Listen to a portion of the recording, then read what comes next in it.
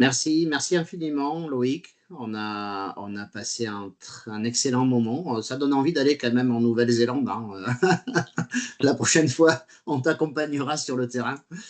Ah Et puis bah, il n'y a surtout, pas de prix. voilà, moi je trouve que ces parallèles sont passionnants. On voit bien l'enjeu quand même, hein, d'anticiper ces recompositions, mais aussi ton bilan qui est que ça n'existe pas. Donc forcément, ça va interpeller, je pense, tous les urbanistes qui sont avec nous ce soir. Donc merci beaucoup. Et puis ben, on peut donc lancer le débat. Je vous invite à rebrancher vos micros et vos caméras. Et puis je vois donc une première main levée de la part de Céline. On t'écoute, Céline. Oui, bonjour, merci pour cette présentation très intéressante et effectivement, ça donne envie de partir et d'aller explorer sur le terrain tout ce qui a été montré. Moi, j'avais juste une question par rapport aux Pays-Bas et je me demandais si c'était Oui. pas un terrain justement d'expérimentation, en tous les cas d'exploration intéressant en matière d'anticipation puisque ils réfléchissent depuis longtemps sur justement les effets de la montée des eaux sur leur territoire. Voilà, donc je voulais avoir votre retour par rapport à ça. Merci. Laurent, est-ce qu'on prend toutes les questions d'un coup ou est-ce qu'on fait... Oui, Non? non, vas-y, on discute, Ok. donc tu peux répondre. Alors, on essaie de faire assez court parce qu'en général, on a une demi-heure et voilà, il va y avoir plusieurs questions, je pense. Il n'y a pas de souci. Je vais faire vite. Alors déjà, merci pour votre question. Alors, effectivement, le cas des Pays-Bas, il est particulièrement documenté comme étant un cas très intéressant parce que c'est un pays qui est sous les 2 tiers sous le niveau de la mer. Et donc, il y a un réel sujet de qu'est-ce qu'on fait dans cette situation. Mais par contre, le cas des Pays-Bas, c'est un cas qui est unique au monde parce qu'ils ont, à travers le plan Delta dans les années 50, je crois, euh, ils ont décidé en fait de complètement s'opposer à la mer, de créer des digues, de réensabler énormément. Et en fait, c'est un pays d'ingénieurs. C'est un pays où on vient, par l'ingénierie et par la protection, on vient protéger la population. Alors, je dis pas que c'est mal, je dis pas qu'il y a pas un réel intérêt à se pencher sur ce pays, mais le principal problème que je vois, c'est que si on se cantonne à de la protection, il y a un moment où on ne pourra plus protéger. Parce que les digues, elles vont doubler en termes de largeur, doubler en termes de hauteur. Et en fait, il y a un moment où s'il y a une brèche, les dégâts ils seront de plus en plus importants. Et en fait, ce phénomène d'endiguement ou de protection à outrance, ça crée une sorte de, comment dire, ça perturbe la perception du risque qu'on a. Ça vient supprimer en fait la perception du risque qu'on va avoir. Alors, il y a des exemples de travail en anticipation qui a été fait aux Pays-Bas, notamment sur le projet Room for the River, qui est très connu, euh, mais c'est plutôt sur de l'espace naturel. Moi, je me concentre davantage sur des sujets urbains. Et en l'occurrence, je vous invite à vous pencher sur les travaux d'une de mes collègues chez Artelia, qui est également doctorante, qui s'appelle Marina Davdev, qui travaille sur les sujets, alors plutôt en Europe de proximité, vu qu'il y a le Royaume-Uni et les Pays-Bas, avec un contexte français. Voilà. Merci en tout cas. Très bien. Alors, il y a Eric, ensuite Bruno, ensuite Emmanuel. Peut-être que du coup, on va prendre vos trois questions à la suite, comme ça, on Ok, va je compacter vais un les peu. noter. Vas-y, Eric. Oui, merci Laurent. Merci Loïc, c'était vraiment très intéressant. Une question en fait vous n'avez pas évoqué la question sur les rivières, effectivement, c'était concentré sur le littoral. Sur les rivières, moi, de l'époque où j'étais dans le public, on avait eu effectivement une transposition à travers les PPRI et et les sages au niveau des PLU, donc qui étaient rendus opposables. Donc ça avait été un grand progrès. Par contre, sur le littoral, est-ce que vous avez discuté ou rencontré les services de l'État et notamment aussi la section de risque chez les assureurs? Parce que moi, j'avais eu, je ne sais pas si vous vous rappelez les uns les autres, il y a quelques années, je pense que ça fait 4-5 ans, il y a eu un appel d'offres de l'État sur comment construire en zone à risque. Sanitaire. Étant dans le sud-est, j'avais été étonné en voyant le résultat dans le moniteur de ne voir rien dans le sud-est. Et j'avais réussi à contacter l'ingénieur en chef de l'environnement qui avait piloté la mission et qui, pour faire court, m'avait dit mais de toute façon, dans le sud-est, personne ne respecte la loi. Je viens d'auditionner le bassin de Cannes où il y avait eu plusieurs morts, je ne sais pas si vous en rappelez. Et donc, les promoteurs ne respectent pas la loi, les élus ne la font pas respecter et les particuliers ne respectent pas non plus leur bassin. Donc, moi, et là, ça revient à ce que vous dites, je dis que l'aléa si je dis que l'aléa est à 10 et qu'à 12, on est hors risque, comme personne ne va respecter la loi, l'aléa va monter à 12. Et donc, je dis non à tout. Donc, le sens de ma question, c'était comment vous voyez les choses là-dessus et est-ce que l'État vous a fait part de leur police de l'eau? Merci pour ces questions. Du coup, on va prendre la suite et je vous répondrai à la fin. Ouais. Comme ça, ce sera. Vas-y, Bruno. C'est bien noté. Ton micro. Oui, donc merci pour l'exposé, c'était très intéressant. Alors moi, j'avais deux questions. La première, c'est sur le périple néo-zélandais que vous avez fait. La Nouvelle-Zélande, c'est 2 îles en fait. Hein. Et donc l'île nord, vous avez exploré plutôt la côte ouest et l'île sud plutôt la côte est, hein, si je me souviens bien de la présentation. Et je voulais savoir si c'était pour des raisons particulières en termes climatiques ou autres, enfin, ou de caractéristiques de la côte. Enfin, qu'est-ce qui a fait que ce choix il est très différent d'une île à l'autre? Et puis la deuxième question, c'est sur ce qui se passe en France. Moi, je suis peut-être pas aussi. Il me semble qu'il y a des choses qui commencent à se mettre en place, notamment dans la baie de Somme. Moi, je me souviens d'avoir voulu, pour des raisons diverses et variées, j'ai pas pu répondre, mais un appel d'offres sur la commune de Cailleux, qui est un peu au sud sur la Somme, et qui a déjà réfléchi sérieusement à comment on recule par rapport au trait de côte, donc à une recomposition en arrière du front de mer actuel, ça c'est la première chose. Et puis il me semble que l'agglomération de Cherbourg, il y a un article dans la dernier numéro de la revue Urbanisme, se pose sérieusement la question. Et avec justement pas une seule technique, mais selon les endroits, on va plutôt essayer de travailler avec la nature. Là, on va défendre parce que je ne sais pas quoi, derrière, il y a une grosse usine et la déplacer, c'est très compliqué. Donc voilà, c'est pour ne pas être aussi trop pessimiste. Il me semble qu'en France, on commence à regarder les choses et c'est passionnant. Hein. Voilà. Tout à fait. Ouais. Allez, Emmanuel, et puis après, on te laissera répondre. Et après ta réponse, on prendra la question de Jean-Claude. Vas-y, Emmanuel. Bonjour, merci. Effectivement, je vais faire plus. Je suis urbaniste et aménageur indépendant. Je vais faire plus un commentaire qu'une question. Merci. Donc, je disais merci pour cette présentation et notamment parce que vous avez un mérite que je trouve on rencontre assez peu dans notre univers, qui est celui de poser la question du modèle économique de la transition écologique. Et alors, ça fait rire Bruno parce que c'est un peu mon dada. Je pense qu'on ne peut pas faire les choses si on n'a pas de modèle économique, quel qu'il soit. Mais je vais le poser. En fait, derrière cette question, il y en a une autre que vous posez aussi, ce que je trouve très intéressant, c'est la question de la répartition du coût entre le consommateur, c'est-à-dire l'habitant du logement, dont on doit déplacer la maison, et puis le citoyen contribuable. Et vous posez donc la question, en fait, de l'assurance, en quelque sorte, et de la privatisation ou de la je ne sais pas comment il faudrait dire, du fait de rendre public ou de rendre privé l'assurance face à la montée des eaux. Et ceci encore plus, et ça c'est vraiment un sujet que je trouve, que vous avez bien posé et qui moi me choque beaucoup, quand on construit dans des zones à risque. Les gens dont vous parliez avec le propriétaire, c'est aux États-Unis, je crois, avec le propriétaire assez fortuné qui a une belle maison et qui fait que les autres se payent des barricades. Celui-ci, il me semble que très, très clairement qu'on peut dire, s'ils veulent voir leur maison disparaître, ils les verront disparaître. Et puis, ils ont été prévenus, ils ont été informés, on leur a proposé un changement, ils l'ont refusé, tant pis pour eux, quoi. Oui. Voilà, je suis excusez-moi, vous commencez à me connaître, je suis assez engagé dans cette manière de voir. Et je trouve au moins que, sans du tout que vous preniez parti, mais vous avez bien posé le sujet sur ce point-là, donc merci. Oui, et juste, Merci.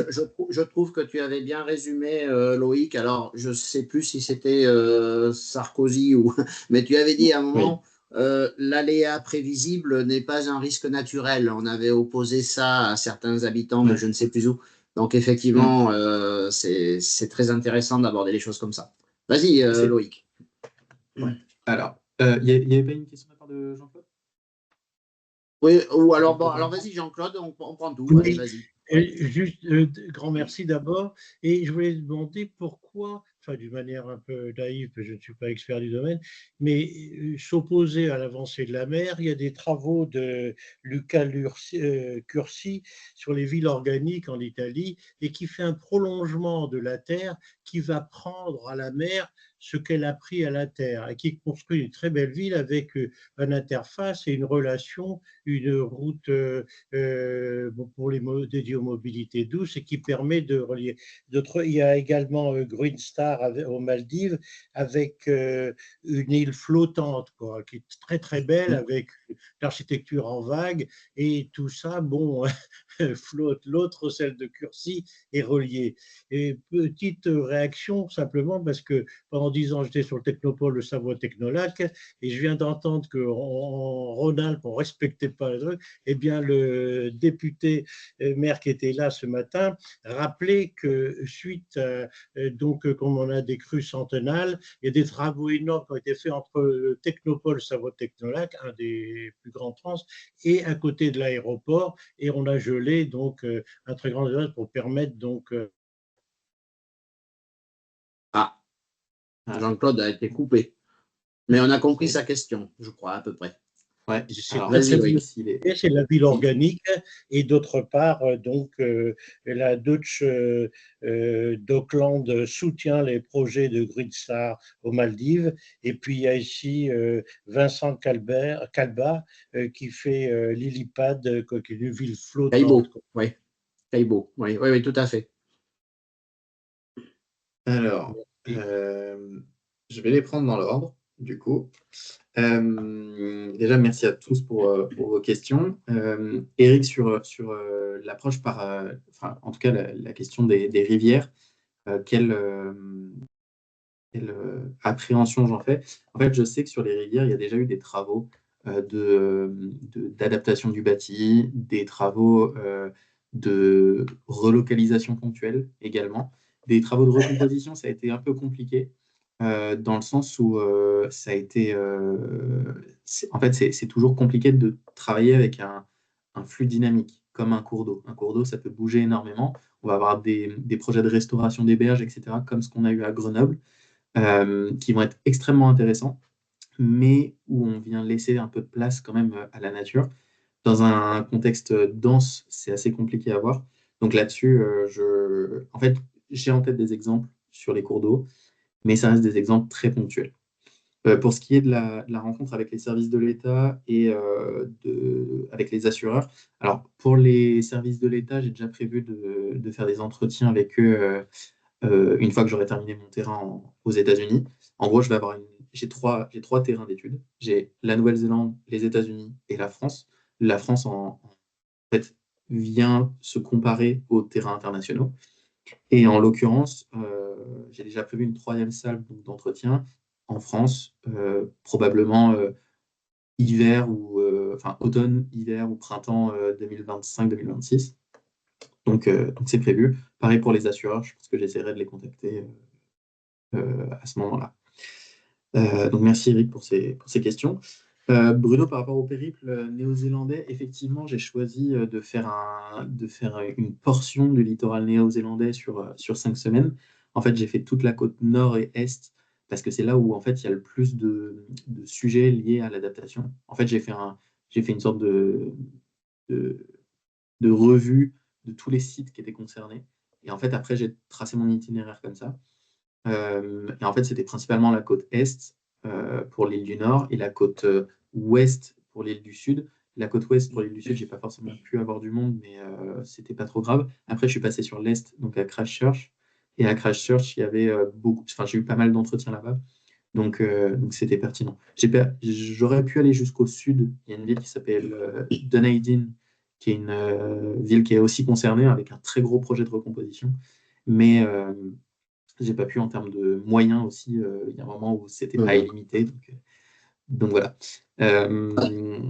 Et pour Christchurch, Christchurch, c'est vraiment très impressionnant comme cas d'exemple. L'ensemble du sol qui se liquéfie. Enfin, moi, je ne connaissais pas et je trouve qu'on devrait quand même en parler un peu plus parce que c'est quelque chose d'absolument. Voilà, quand on a du mal à imaginer finalement des catastrophes, ben là, on a quand même un retour incroyable. Voilà. Donc, merci de nous l'avoir en tout cas expliqué et montré parce que je n'étais pas du tout au courant. En fait, c'est très sommaire, comme je l'ai expliqué, mais c'est vrai que c'est un gros sujet là-bas parce que ça s'était déjà posé sur d'autres tremblements de terre, mais pas à la même échelle. En France, ça ne se pose pas tant parce qu'il n'y a pas la même sismicité. Du coup, on n'est pas vraiment sur les mêmes risques, mais je trouvais ça intéressant quand même de le soulever. Bruno, sur la deuxième question, par rapport en France à d'autres initiatives intéressantes, notamment en baie de Somme, à Cailleux et à Cherbourg, j'ai bien en tête qu'il y a des cas en France. Pour l'instant, ils ne sont pas encore tous particulièrement engagés, ou en tout cas, la recomposition n'a pas encore eu lieu. Et donc, du coup, on est plutôt sur de l'étude. C'est encore très sommaire. Il y a je parlais tout à l'heure du cas de Coutances-Mer et Bocage, qui est l'un des 3 PPA littoraux initiaux. On a avec Saint-Jean-de-Luz et Lacanau, sur lequel on a d'ailleurs des missions avec Artelia. Il y a plusieurs PPA aujourd'hui. On est à 7 PPA signés ou 9 PPA signés, quelque chose comme ça. Donc moins de 10, mais des travaux en tout cas qui s'engagent dans ce sens-là. Et donc je sais qu'il y a des initiatives, mais pour l'instant c'est encore à un stade d'élaboration, on va dire. Alors je continue avec Emmanuel sur la question du modèle économique de la transition écologique et la répartition des coûts. Alors effectivement, pour moi, je ne l'ai pas forcément souligné dans ma présentation, mais il y a un réel enjeu de transformation. En fait, dans la littérature scientifique, on a ce qu'on va appeler différents types d'adaptation. L'adaptation incrémentale, c'est-à-dire on fait peu à peu, c'est ce qu'on fait depuis à peu près toujours. L'adaptation qui va être plutôt transformationnelle, c'est-à-dire l'adaptation où en gros on vient changer les pratiques, les valeurs, on vient changer la manière dont on aménage le territoire. En fait, on ne met plus le modèle économique au cœur du modèle d'aménagement, on met plutôt la vulnérabilité de la société, par exemple. Et donc, en fait, c'est tout un changement via l'adaptation transformationnelle. Et ensuite, on a l'adaptation radicale, où là, c'est carrément, on dégage tout, parce que tout est à risque, et donc du coup, tout doit partir, entre guillemets. Donc moi, je prêche davantage sur les deux points, l'adaptation transformationnelle et l'adaptation incrémentale. Et donc, effectivement, pour moi, ça s'accompagne d'un changement de modèle économique. Sur la répartition du coût, alors je sais que les assurances, effectivement, il y a un gros sujet par rapport à la montée des eaux.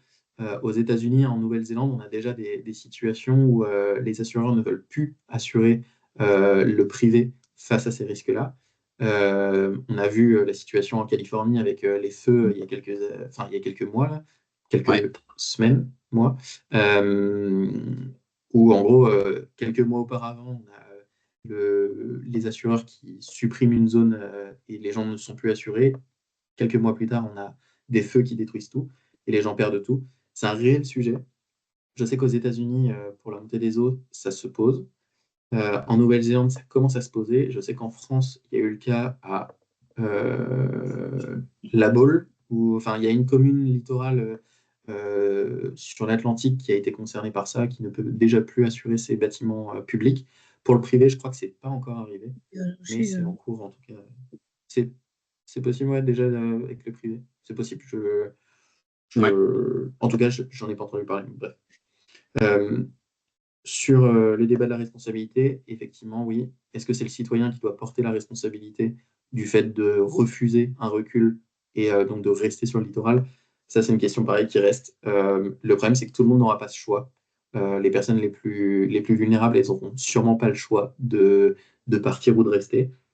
Aux États-Unis, on voit une mécanique où sur les grands cordons littoraux sur la côte Est, on a des grandes villas qui étaient auparavant à des riches propriétaires qui aujourd'hui partent à l'eau. Et en fait, au final, ce sont des gens pauvres qui viennent habiter ces villas parce que c'est un toit, que tout le monde n'a pas de toit, et donc on fait comme on peut. Et en fait, c'est assez dérangeant en termes d'éthique de l'aménagement. Je vais terminer du coup sur les questions de Jean-Claude. Par rapport au prolongement de la Terre sur la mer et aux îles artificielles, ou en tout cas aux bâtiments flottants et aux îles flottantes, moi je ne sais pas spécialement, enfin je ne prêche pas pour ce genre d'approche, parce que en fait ce qu'on voit, c'est que c'est des approches qui disent bon bah en fait la mer, on a juste à vivre avec et en fait on peut toujours vivre avec, on peut toujours construire sur elle, on peut prendre le contrôle de la nature, sauf qu'en réalité, si on a une tempête un peu trop forte, si on va avoir une érosion un peu trop importante, au final, ces îles artificielles et ce gain de terre sur la mer, c'est extrêmement compliqué à mettre en œuvre. Et en l'occurrence, ça se voit au Japon ou en Chine, il y a énormément d'îles qui ont été construites comme ça, des ports qui ont été gagnés sur la mer comme ça, qui aujourd'hui sont particulièrement attaqués par l'érosion. Voilà. Oui. Je termine sur cette première phase de questions. Très bien. Bon, alors on va reprendre quelques questions. J'aimerais bien qu'on commence à se demander ce que peuvent faire les urbanistes, en tout cas les urbanistes français. Et moi, j'ai quelques propositions, donc j'interviendrai peut-être après. Mais donc, il y a Céline, Chantal et puis encore Eric, là, qui veulent réagir. Alors, vas-y Céline. Oui, alors moi j'avais juste un commentaire connaissant plus particulièrement la côte atlantique et la côte landaise. En termes d'immobilier, ce qu'il faut quand même prendre en compte, c'est que les logements qui se vendent aujourd'hui et qui sont en première ligne se vendent aujourd'hui encore à des prix assez exorbitants. Et donc il y a une vraie spéculation sur ces logements-là. Et ça, c'est effectivement, quand vous parlez de changement de paradigme, c'est vraiment, ça en fait partie. C'est-à-dire que tant que c'est spéculatif, forcément, ça attire. Et c'est compliqué ensuite entre le droit, la propriété privée et effectivement l'intérêt public et les communes qui sont obligées de dire bah non, là on peut plus, cette maison-là, on est obligé enfin on peut plus y accéder. Il y a une vraie voilà, un vrai problème là-dessus de responsabilité des maires et de droit privé aussi, de droit à la propriété. Et ça, je pense que ça, c'est un des gros soucis du littoral, en tout cas de la côte atlantique. Après, pour ce qui est vous parliez tout à l'heure de retrait de certaines de communes, hein, ça existe pour Lacanau. Lacanau a particulièrement réfléchi à implanter la ville en retrait. Le problème, c'est le coût. Et qu'aujourd'hui, de ce que je sais en tout cas, le projet est figé. Pour une raison principale qui est le coût, et que là, ils se retrouvent face à une inconnue, savoir, à part effectivement reculer, ils n'ont pas beaucoup d'autres choix. Mais sauf que comment financer un projet aussi énorme, c'est la grosse question. Ouais. Merci. Chantal? Oui, alors moi, je voulais revenir un peu en Méditerranée, qui est ma région. On a beaucoup travaillé il y a 2 jours avec le Plan Bleu et les différents acteurs autour des 2 rives, de la Méditerranée, de notre Mare Nostrum. Et bon, effectivement, il commence à se mettre des des moyens, en fait, pour travailler là-dessus. Je reviens sur ce que vous disiez à propos des communes. Des communes qui ont maintenant du mal à s'assurer. Et là aussi, il y a une recherche d'assurance commune autour de la Méditerranée. Moi, quelque chose, c'est vrai que le climat, tout s'accélère, mais vous savez, à Marseille, on a créé une réplique de la grotte Cosquer. Et quand on pense qu'au temps paléolithique, donc la grotte était en pleine nature à 200 km de la mer, que maintenant elle est complètement submergée, on va perdre les derniers dessins là, qui sont absolument des choses merveilleuses.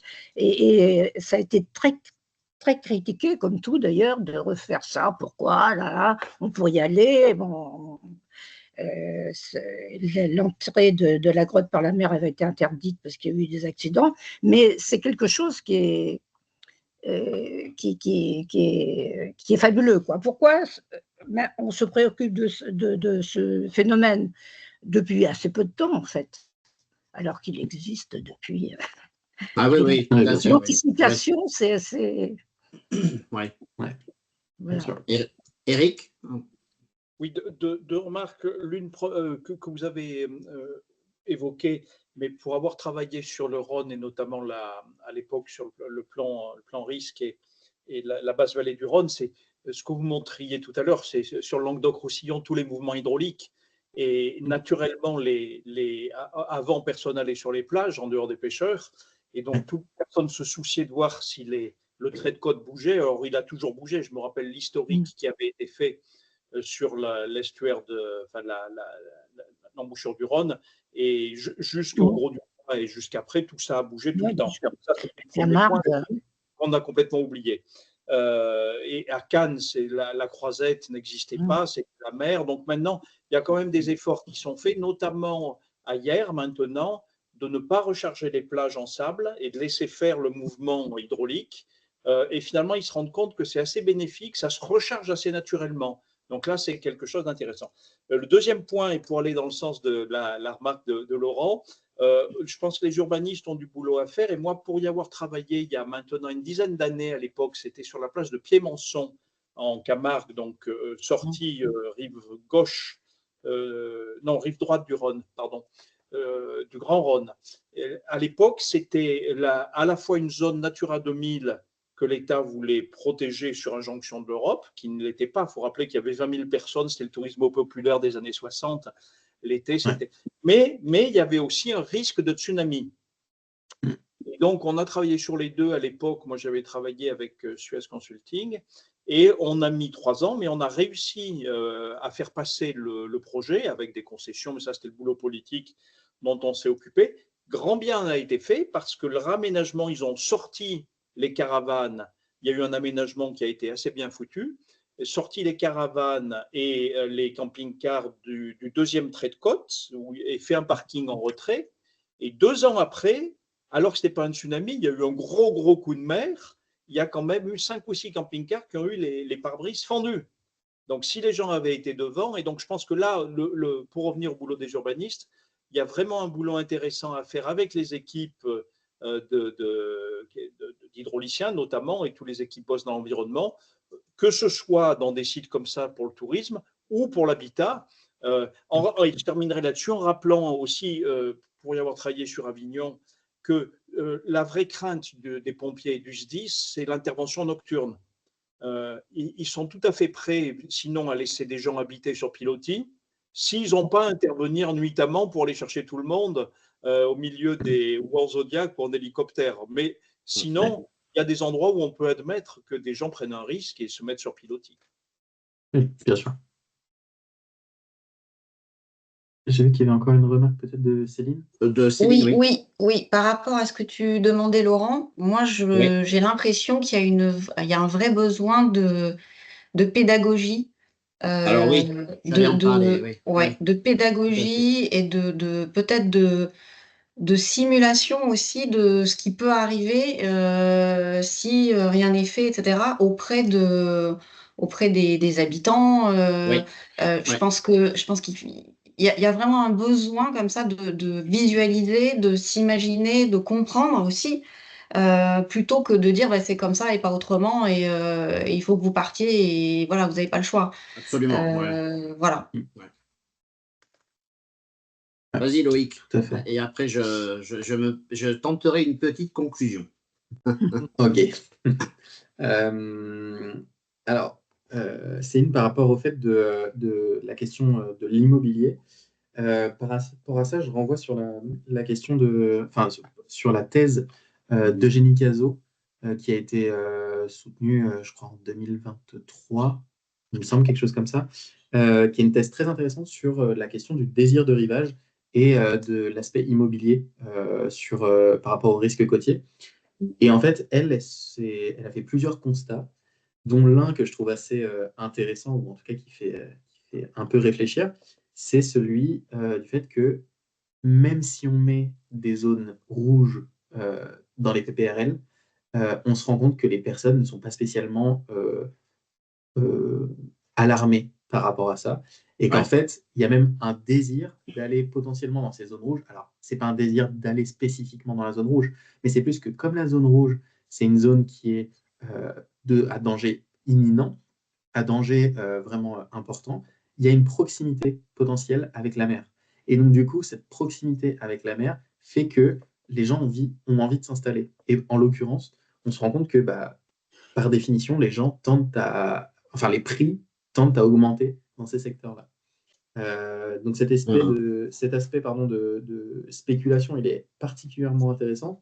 Et c'est pour ça, moi, je pense que la présence de l'État en tant qu'acteur euh, politique, mais aussi en tant qu'acteur vraiment en termes d'ingénierie, en termes de support aussi financier, doit être vraiment, enfin, il doit être mis en avant, l'État. En l'occurrence, c'est lui qui doit piloter pour moi tous ces projets et pour éviter de faire monter les prix, d'éviter une maladaptation aussi, et qu'il y ait une sorte de justice en fait sur ces processus de recomposition. Par rapport à Lacano, je sais qu'effectivement, il y a un débat. On dit que c'est une commune qui est plutôt avancée, etc. euh, parce que ça fait depuis 2014 qu'elle travaille sur le sujet, enfin même avant en réalité, et que en l'occurrence, la recomposition, elle est bloquée par des problèmes financiers. Moi, en réalité, je pense que Lacano, c'est une commune parmi d'autres. Effectivement, elle est particulièrement médiatisée. Effectivement, comment dire, euh, il y a eu beaucoup de travaux qui ont été faits, beaucoup d'avancées qui ont été réalisées grâce à cette commune. Mais il y a aussi effectivement des jeux politiques qui font que bah, parfois, le sujet de la relocalisation ou de la recomposition n'avance pas forcément. Et donc, voilà, je pense que c'est l'aspect financier est extrêmement important, mais l'aspect politique, il ne faut pas non plus le négliger, à mon avis. Si je viens sur la question de Chantal par rapport, enfin la question, c'était plutôt des commentaires, mais par rapport à la grotte Cosquier, euh, Mm. moi ce que j'ai noté, c'est que effectivement le patrimoine c'est un réel sujet Oui. sur le littoral. Il y a énormément de situations où en fait le patrimoine il est négligé ou en tout cas mis de côté dans les débats parce que ça n'a pas une forte valeur économique, ça n'a pas un réel intérêt euh, d'un point de vue des activités, de l'industrie ou quoi que ce soit. Et donc c'est généralement mis de côté. Et en fait, je me suis rendu compte, surtout en Nouvelle-Zélande, que l'aspect culturel est extrêmement important par rapport aux cimetières. Les cimetières des populations maoris, par exemple, ils sont historiquement implantés sur des sites où on voit la mer, etc. Mais sauf qu'avec la montée du niveau marin, l'érosion, etc., ils sont obligés de déplacer les corps, de déplacer enfin les restes en tout cas. Et donc il y a un gros sujet là-dessus sur l'aspect ouais. culturel et patrimonial. Ouais. Et pour terminer sur le commentaire d'Eric, par rapport à l'appropriation du littoral et le fait que effectivement, on n'a pas toujours été, il n'y a pas eu toujours un attrait particulier pour le littoral. C'est relativement récent, effectivement. C'est dans les années, enfin c'est en tout cas deuxième moitié du 19e siècle qu'on commence à avoir un attrait pour la balnéarisation en fait, du littoral, qui nous vient en tout cas du Royaume-Uni. Aujourd'hui, en fait, on a une liturbanisation progressive, littoralisation et une urbanisation du littoral progressive. Et en fait, aujourd'hui, on est dans un système où on ne cesse d'augmenter la vulnérabilité de nos côtes. Je ne sais pas s'il y avait forcément besoin de réagir sur l'habitat et le tourisme, le fait d'anticiper sur ces secteurs-là, mais je suis complètement d'accord avec ces notions-là. Dans tous les cas, c'est aussi pour ça que j'avais appelé cette session comme ça, anticiper l'inévitable, c'est parce qu'on sait que ça va arriver. La montée du niveau marin, on sait que c'est au minimum plusieurs dizaines de centimètres d'ici la fin du siècle. Il y a beaucoup d'incertitudes, bien sûr. Si les calottes glaciaires antarctiques et groenlandaises fondent, on sera sur plusieurs mètres d'ici 2150, potentiellement plus de 5 mètres. Plus de 5 mètres, c'est énorme. On ne se rend pas forcément compte, mais c'est énorme. Et donc, du coup, il va y avoir un réel sujet d'anticipation et comment est-ce qu'on fait sans forcément être alarmiste. Mais voilà, je vais terminer là. Oui, merci beaucoup, Loïc. Bon, il y aurait évidemment énormément de choses à dire, mais bon, il faut bien conclure. Donc, moi, je voulais juste dire que ça... Oui, Eric.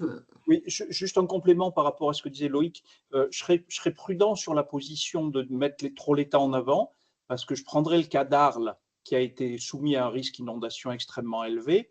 Le PPRI avait bloqué toute la construction, sauf le vieil Arles où il y avait la partie romaine. Et donc, c'était tellement aberrant qu'il y a eu un bras de fer complet. Je me rappelle, le maire d'Arles a refusé d'attraper le dossier que le DDTM voulait lui rendre après la réunion, lui disant allez vous promener. Et il y a beaucoup d'endroits où l'État classe toute une commune. C'est le cas de ma commune. Alors moi, je suis sur un endroit et du coup, les notaires, au moment des achats, disent regardez pas la carte, ça veut dire n'importe quoi. Parce que le classement a été fait sur tout un périmètre. Donc, il y a ce jeu de rôle qui s'établit entre les services de l'État qui peuvent être excessifs et du coup, les élus se mettent en retrait en se disant on va laisser faire le bâton par l'État, on dira que ce n'est pas de notre faute. Quoi. Donc, je me permettais simplement. Non, c'est sûr, j'en suis conscient. Dernier mot. Je peux. Oui, Chantal, rapidement. Très très rapidement par rapport à ce que vient de dire Eric. En fait, je dis, on a eu une réunion très très intéressante là, avec le Plan Bleu et tous les partenaires méditerranéens, nord et sud, et il y avait quelque chose, enfin bon, par rapport à la Méditerranée en tout cas, et l'intérêt qu'on y porte, on a dit que 98% des fonctionnaires qui s'occupent de l'aménagement et des règlements sont sur la côte atlantique, donc absolument pas en Méditerranée, voilà, qui se révoltent. voilà. C'est un sujet, effectivement. Merci, Chantal. Alors, donc, d'abord, moi, j'ai appris énormément de choses, donc l'idée, c'est peut-être de les mettre en pratique et peut-être de faire des liens avec ce qu'on a déjà discuté par ailleurs dans d'autres instances à la SFU.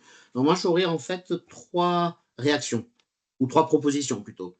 La première, c'est ce qu'on a partagé avec Céline, c'est de signaler quand même qu'il y a, je pense, énormément et de plus en plus d'études qui sont demandées, pas des réalisations, mais pour le moment des études sur des recompositions par anticipation.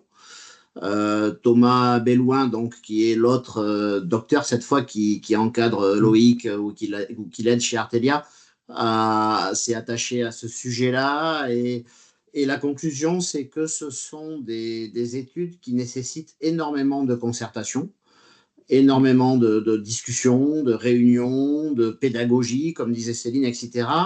Et que ça, du coup, ça demande énormément de temps et que donc ça coûte cher. Et c'est vrai que par rapport à des études de planification urbaine, je dirais, classiques, ces sujets-là, finalement, de par le jeu d'acteurs, de par les enjeux, de par toutes les métriques qu'il faut discuter, calculer, modéliser, expliquer, finalement, c'est des études très importantes et très onéreuses. Et donc, il ne faut vraiment pas les sous-estimer. Voilà. Et donc, un premier message que peut peut-être adresser la SFU, c'est que les urbanistes, je pense, sont les bonnes personnes pour faire ce type d'exercice surtout avec les éclairages de Loïc et les comparaisons internationales, etc.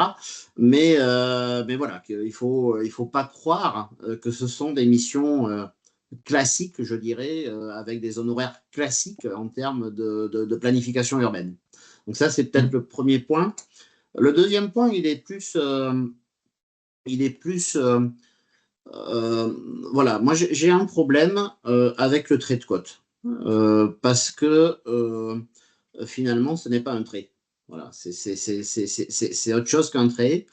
On avait fait en juillet 2022 un exercice très intéressant avec le comité du Détroit à Arras, qui était donc la réunion des 7 pays qui entourent la Manche, qui était donc déclenché et piloté par la SFU avec Dominique Lancredon, là, qui était là tout à l'heure. En fait, on avait découvert que, notamment sur la Belgique, la planification urbaine partait dans la mer, c'est-à-dire qu'on a des PLU côtiers où le trait de côte n'existe pas, mais où on a finalement, on rentre à 200, je sais plus, 200, 300 mètres dans la mer, pour dire que finalement, la préoccupation humaine dans cet endroit-là, c'est une bande qui va de 300 mètres dans la mer à je ne sais pas combien de mètres dans la terre. Et finalement, je trouve que cette représentation qui fait partie de notre imaginaire collectif, de dire que finalement la terre s'arrête quelque part et que donc voilà, le côté terre, on peut lui couper comme on veut, et puis qu'à un moment donné, il y a la mer et qu'il y a un trait qui sépare les deux, c'est en fait finalement extrêmement restrictif dans la façon dont on peut appréhender les choses. Donc ma deuxième proposition, ça serait effectivement d'essayer d'inventer des PLU ou des SCOT côtiers où cette frontière n'existe plus, où elle est floutée, où elle a une certaine épaisseur, je ne sais pas comment on peut faire, mais même en termes graphiques, de s'arranger pour la considérer comme une zone, finalement une zone à intérêt particulier, on va dire.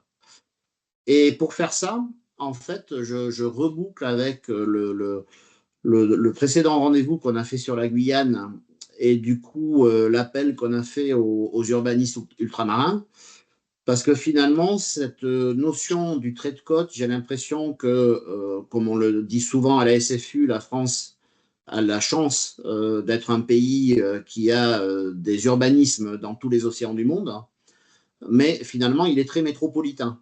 Parce que en Polynésie ou à La Réunion, c'est les deux seuls outre-mer que j'ai vraiment pratiqués, un peu Mayotte, la notion de trait de côte, en fait, avant qu'il y ait la planification à la métropolitaine, n'existait pas. Donc, à La Réunion, on a des servitudes qui sont en fait les 100 pas. Autrement dit, on aménageait en fait l'espace littoral en considérant les 100 pas par rapport au niveau de la mer. Mais le niveau de la mer, c'était quelque chose qui était vachement discuté parce que finalement, c'était flou. Voilà, ce n'était pas un trait en tout cas. Donc, on avait ces notions finalement dans certains territoires. En Polynésie, je ne sais pas trop, mais en Polynésie, de toute façon, il va y avoir aussi des aménagements puisqu'il y a des îles qui vont disparaître, qui vont être peut-être en avance de phase par rapport à ce qu'on fait en métropole. Et puis, par ailleurs, encore une fois, dans les territoires d'outre-mer, c'est là où il y a les schémas d'aménagement régionaux, mais qui sont reliés à la mer, avec les plans de mise en sauvegarde de la mer. Donc, on ne conçoit pas l'un sans l'autre, et inversement. Et je trouve que c'est très riche d'enseignements. Voilà. Donc, je pense que finalement, pour conclure, on a quand même, je pense, une culture sous-jacente de l'urbanisme et de ses préoccupations sur les côtes. Bon, c'est normal, hein, je pense qu'en France, si on intègre l'outre-mer, on est le pays du monde où on a quasiment le plus de côtes dans le monde, un peu partout. Donc, on a quand même une culture de traitement de ce sujet-là qui est quand même, je pense, relativement qualitative et qui va monter en régime. Maintenant, je pense qu'on n'a pas encore, surtout en termes d'urbanisme, quand même changé un peu de braquet pour dire que ces zones étaient à considérer dans des méthodes, dans des façons de faire un peu différentes que l'urbanisme, je dirais, terrien, entre guillemets. Et puis en plus, maintenant, donc, on a les travaux de Loïc qui nous repositionnent par rapport à d'autres connaissances à travers le monde. Donc voilà, moi je voudrais conclure en disant que finalement, j'ai l'impression on va quand même beaucoup travailler sur ces sujets-là dans un très très proche avenir, si ce n'est pas déjà vraiment en route. On a vu à travers vos exemples qu'on en discute un peu partout. Donc voilà, moi je dirais, je pense que la SFU peut continuer à témoigner, à accumuler les savoir-faire, les expériences, les retours d'expérience, etc. Et puis à construire finalement cette recomposition un peu collective de la façon d'occuper l'espace. Voilà, c'est un peu comme ça que je vous propose de conclure cette soirée. Je ne sais pas s'il y a encore une réaction ou quelque chose à... Oui, Eric, et puis Oui. ensuite on laissera le mot de la fin à Loïc. Il y a peut-être une piste qui est en se rapprochant de la Confédération des agences de l'eau et de la direction, je ne sais plus comment elle s'appelle maintenant, c'est la direction de l'eau au ministère, parce que ce que tu évoques, c'est en partie ce sur quoi j'avais travaillé, ce qu'on appelle les contrats de baie. Moi, j'ai travaillé à l'époque sur deux, sur celui du bassin de ce qu'on appelle le golfe de l'Érins, Cannes, donc et les îles. Et dans le contrat de baie, qui est une approche environnementale et hydraulique, on va jusqu'à la mer. On avait même dans l'équipe une équipe de Montpellier qui est passée avec un passage caméra en mer pour voir l'état de la mer, ce qui nous a d'ailleurs amené des surprises très désagréables sur l'état de la steppe de Mandelieu, peu importe. Mais donc ça existe. Il y a peut-être un contact à prendre avec, donc d'un côté les agences de l'eau et de l'autre la direction de l'eau au ministère, pour voir comment amener ce volet urbanisme plus fort dans ces procédures. Entendu. C'est une bonne proposition, effectivement. Ouais. Céline? Oui, juste une dernière petite question à Loïc. Est-ce qu'il existe des formations en urbanisme spécialisées sur l'aménagement du littoral? Alors, vous parlez de formations liées, enfin, licence, master, ce genre C'est de choses? ça, oui. Alors, en master, je sais, alors, en l'occurrence, j'habite à Lorient, donc il y a à Lorient, à l'Université de Bretagne Sud, il y a un master qui s'appelle le master Hôtellerie, Aménagement et Urbanisme des territoires littoraux, je crois que c'est ça, qui est spécialisé sur urbain et littoral. Il y avait également celui que j'ai fait à Brest, expertise et gestion de l'environnement littoral, master EGEL. Alors, il est à la fois très environnement, mais on a des grosses connaissances quand même en termes de droit, d'urbanisme, de risques, etc. Donc, je dirais que ces deux-là me parlent particulièrement. Il me semble qu'il y en a, mais alors je ne veux pas dire de bêtises, je ne connais pas le nom des masters, mais à l'Université du littoral de la Côte d'Opale, je crois que c'est ça, la ULCO, il me semble qu'il doit y avoir un master là-dessus. À Caen, il me semble qu'il y en a également. Si je prends tout le littoral, il doit y en avoir également du côté de Montpellier, mais plutôt sur les risques que sur le littoral. Sur les masters, en tout cas, c'est ça. Sur les licences, je pense que c'est pas encore. En fait, les licences sont trop générales. On est en sortie de bac, c'est compliqué de se spécialiser aussitôt. Donc, je pense qu'il n'y en a pas de spécialisé sur ces sujets-là. Ok. Très bien. C'était très bien de le préciser, effectivement. Merci, Céline, Oui. pour la question.